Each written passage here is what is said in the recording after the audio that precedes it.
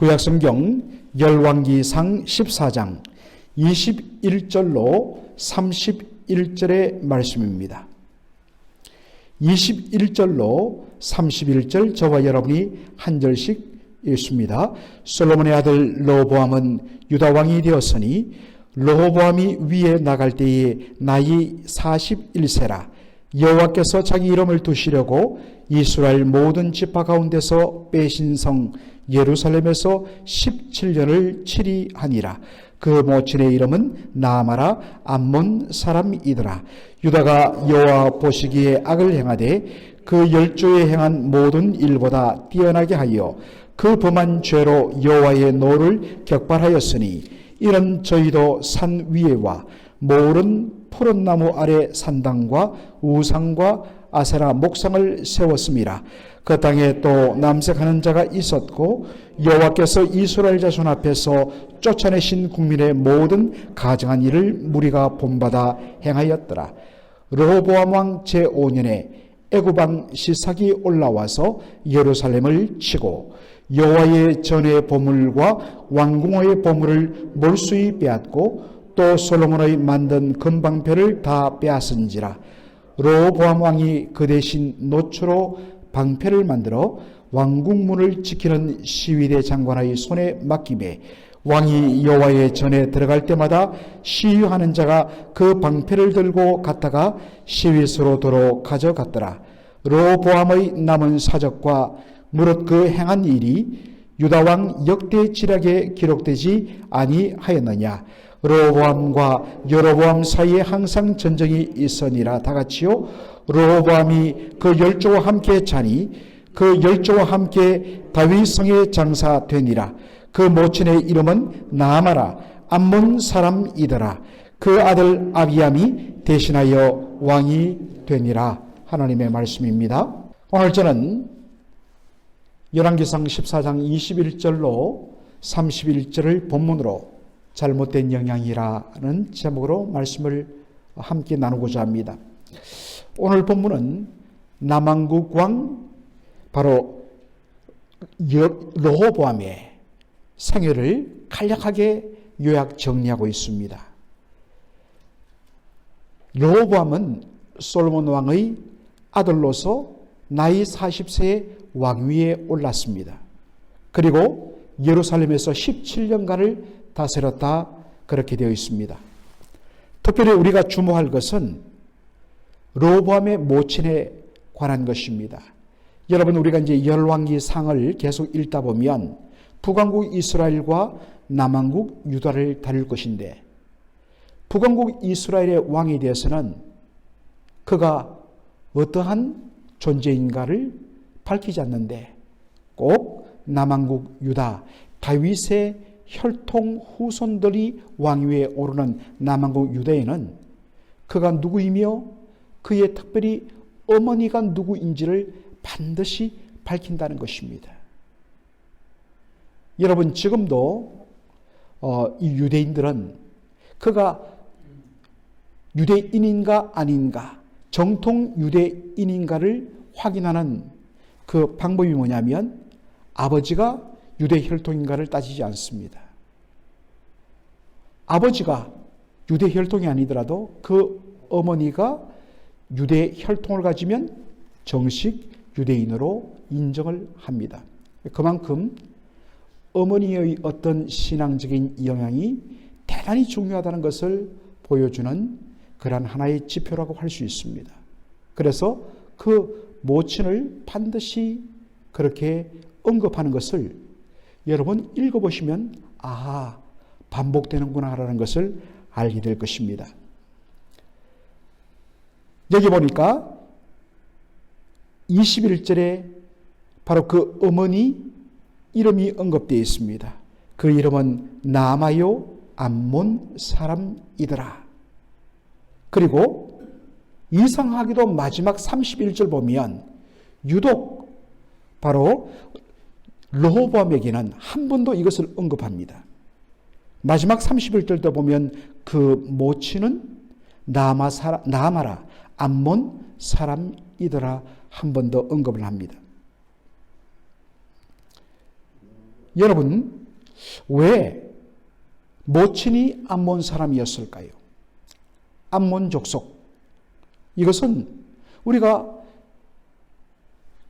열왕기상 11장을 봐서 알듯이 솔로몬 왕의 결혼 동맹 정책과 관련이 있습니다. 솔로몬은 나라가 부강해지자 두려움이 생겼습니다. 이 부귀영화를 우리가 잃어버리면 어떡하지? 여러분, 집을 지키고 나라를 세우는 것, 성을 지키는 것은 하나님이 하시는 일입니다.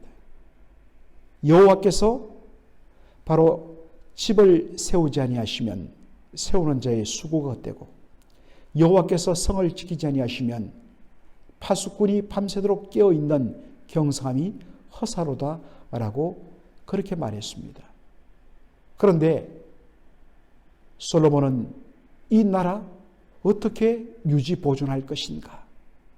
하나님께 맡기는 것이 아니라 자신의 꾀에 그 모든 것을 맡깁니다. 그래서 하는 방법이 뭐냐?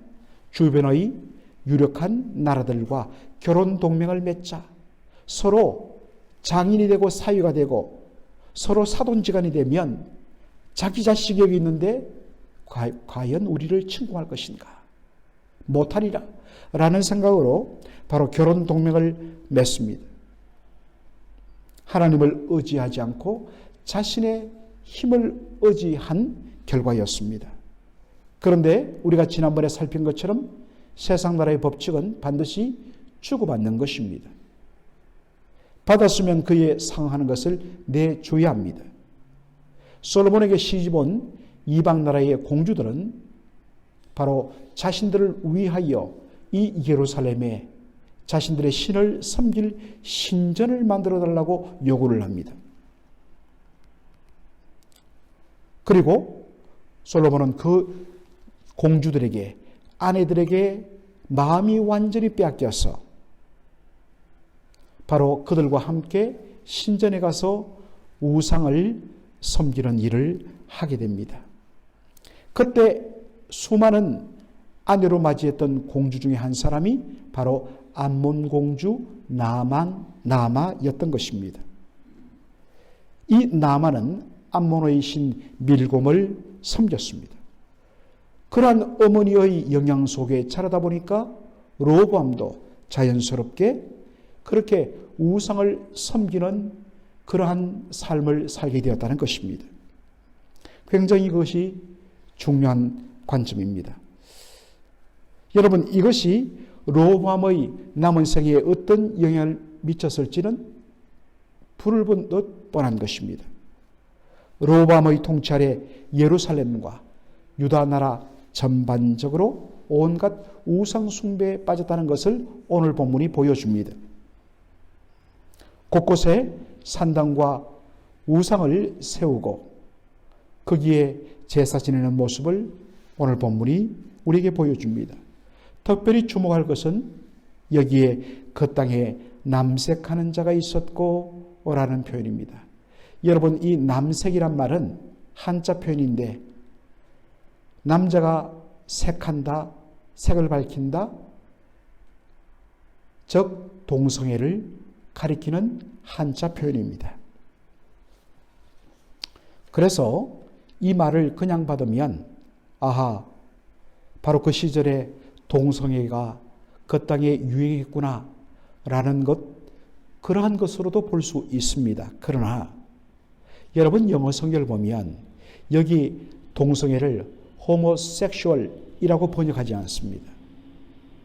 템플 프로스티튜츠라고 번역합니다. 이 프로스티튜츠란 말은 바로 창기를 뜻합니다.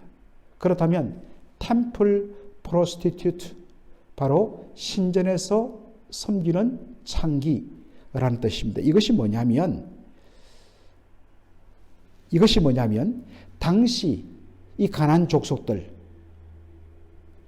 이스라엘 백성들이 약속의 땅에 들어오기 전에 그 땅에 살았던 가나안 족속들이 바로 자신들의 신전에 찾아와 종교 의식을 행하는 사람들을 위하여 바로 그들과 함께 음행을 하면서 그렇게 신을 섬기는 것, 신을 즐겁게 하는 것, 이것이 가나안 족속들의 종교 풍습이었습니다. 그래서 그들은 그러한 어떤 신전에서 성전 창기와 뒹굴면서 그렇게 음란을 행하는 것을 신이 즐거워하여서 흥분한 신이 이 땅에 비를 내려주고 이 땅에 번영과 다산의 축복을 준다고 생각해서 자신들의 종교 의례의 하나로 바로 신전 창기를 그렇게 두었던 것입니다. 하나님께서 이것을 다 멸하라 하셨습니다. 그런데 이 사라져 버렸다고 생각했던 이 불씨가 솔로몬의 아들 르호보암 왕 때 그렇게 일어나 이것이 퍼져나갔다는 것입니다. 얼마나 아픈 일입니까? 여러분, 이런 일들이 어디에서 일어났느냐? 여호와께서 자기 이름을 두시려고 택한 예루살렘에서 일어났다는 것입니다. 예루살렘은 평화의 도시라는 그러한 뜻을 가지고 있습니다. 여러분, 진정한 평화는 하나님의 임재와 하나님의 다스림 안에 거할 때 진정한 평화가 일어납니다. 오직 하나님의 이름, 한 분만의 이름이 높임 받을 때에 거기에 진정 샬롬이 임하는 것입니다. 그런데 르호보암은 그 평화의 도시, 하나님이 자기 이름을 두시려고 택한 그 평화의 도시, 마땅히 그곳에는 하나님의 임재와 하나님의 말씀의 다스림이 있어야 될 그곳 예루살렘에서 하나님이 아닌 우상을 섬기고 온갖 더러운 짓거리들을 했다는 것입니다. 이에 대하여 하나님께서 어떻게 다루십니까? 르호보암 왕 제5년에 그 남쪽에 있던 애굽, 이집트의 왕 시삭이 군대를 이끌고 바로 남왕국 유다를 침공하고 예루살렘을 에워쌉니다. 그리고 나서는 항복한 유다왕 르호보암에게 막대한 재물을 요구합니다. 그래서 왕궁과 여호와의 성전에 있던 모든 보물들을 보관했던 것들을 다 수탈해 갑니다. 특히 눈길을 끄는 설명이 뭐냐? 솔로몬 때 만들었던 어마어마하게 들어온 그 금을 주체하지 못하여서 자기 부귀영화를 자랑하는 수단으로서 그 어마어마한 금들을 가지고 녹여서 만들었던 금방패. 여러분, 방패는 전쟁에서 싸우기 위하여서 방어용으로 만드는 것입니다. 그런데 그것을 왜 금으로 만듭니까? 아무 소용이 없습니다. 뭐냐? 장식용으로. 우리가 얼마나 부귀영화가 절정에 달했는가를 드러내게 한 장식용으로 그렇게 금방패 수백 개를 만들어서 성전에 보관했던 것입니다. 그런데 그것을 다 뺏겨버렸습니다. 그래서 대신에 뭘로 대체했느냐? 노소로 그것을 대체하여 만들었다 했습니다. 여러분, 솔로몬이 자기의 부귀영화를 주체하지 못해서 자기의 부귀영화를 과시하는 방법으로 행했던 그 모든 금방패, 그 당대의 부귀영화를 상징했던 금방패, 그러나 그가 하나님을 의지하지 않고 세상 것에 취하여서 그렇게 사치와 향락과 우상숭배에 빠졌던 그 결과물, 하나님 다 거두어 버리셨다는 것입니다. 여러분, 진정 하나님의 임재와 하나님의 다스림 속에 거하지 않는 어떠한 행복도, 어떠한 영화도, 어떠한 평화도 오래가지 못한다는 것입니다.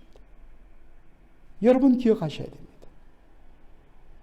비록 현실적으로는 약하고 가난하고 부족하다 할지라도 그 속에 하나님의 임재와 하나님이 주시는 진정한 다스림 속에서 누리는 그 샬롬, 그 평화가 있는 것, 그게 천국입니다.